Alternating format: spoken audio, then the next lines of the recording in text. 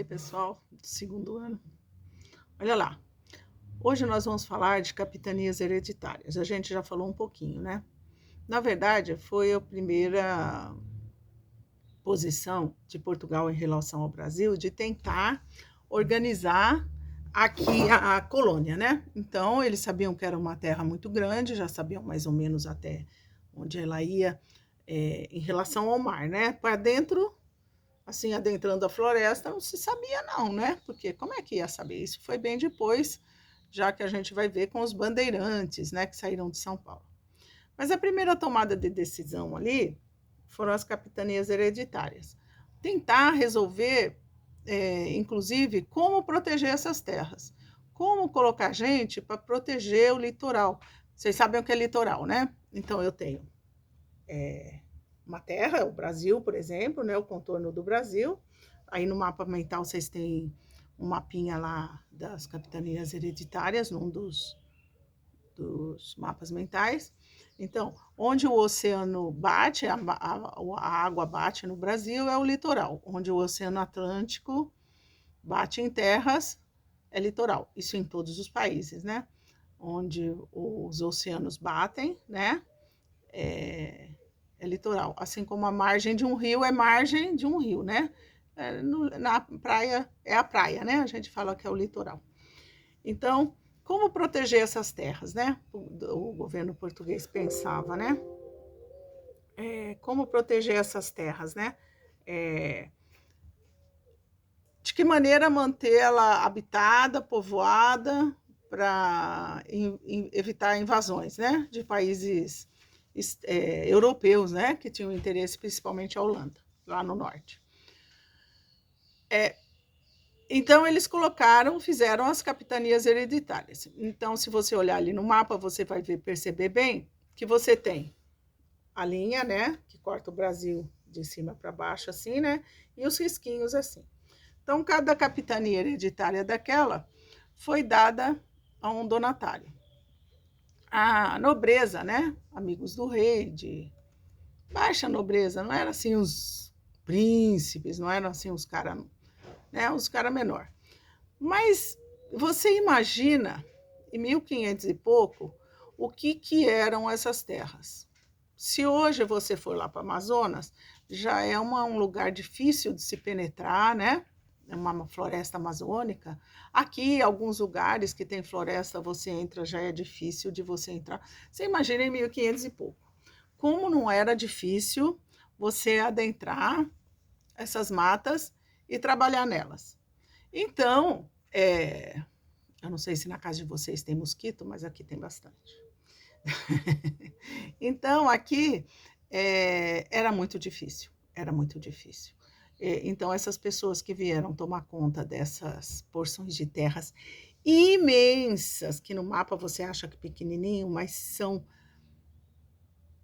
terras imensas, é mais que um estado, né? É mais que um estado, pode-se dizer hoje, né?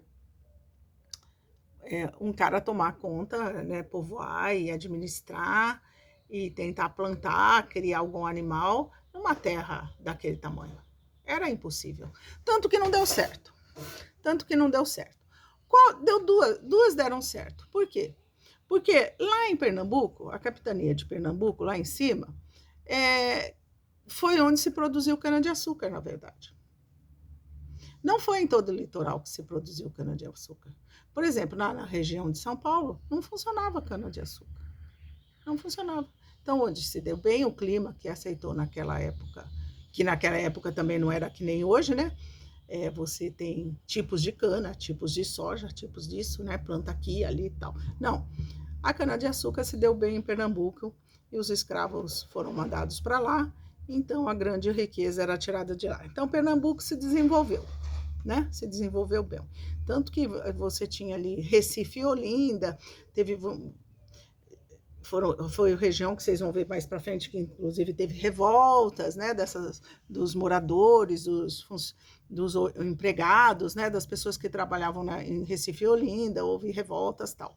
Porque Pernambuco se desenvolveu até mais ou menos. E São Paulo também, que na época era chamada Capitania de São Vicente, porque era um centro de bastante gente passar, ir e vir, bastante administrativo.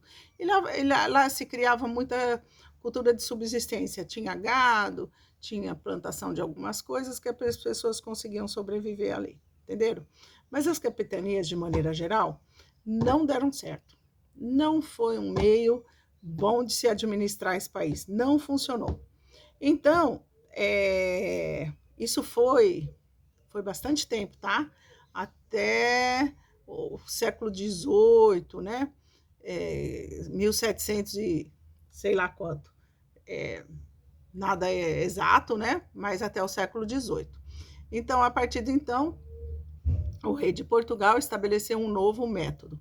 E não era mais assim que se mandava no Brasil. Ele pôs um governador geral, como se fosse hoje um cara que representasse todo o país. Como se fosse um presidente da República, mas não um presidente. Ele não podia mandar, porque tinha o rei, quem mandava era o rei. Mas pôs um governador geral, um poder centralizado que todos deviam responder perante ele, né? E ele perante o rei, porque nós éramos colônia. Isso tem que ficar muito... Vocês têm que entender bem essa coisa de ser colônia e ser metrópole. A metrópole era Portugal. E nós éramos colônia, ou seja, nós não éramos Brasil, nós éramos terras de Portugal. Nós não tínhamos uma administração própria, né? Nós não tínhamos isso. Nós não tínhamos Mas aí, a partir do governo geral, o que acontece? Tem mais ou menos ali quem administra. É um cara que se mandou para administrar aqui, tá bom? Mas entenderam que foram as capitanias hereditárias? São porções de terras retinhas que eles cortaram no mapa assim, né? Não tinha como fazer diferente naquela época, era pouquíssimos recursos, eles nem adentravam aquela terra, eles nem imaginavam até onde ia, na verdade, aquela terra e como era lá para dentro, né? Certo? Então, por enquanto é só, qualquer dúvida estamos à disposição. Vocês têm aí os mapas mentais e as apostilas, tá? Beijo!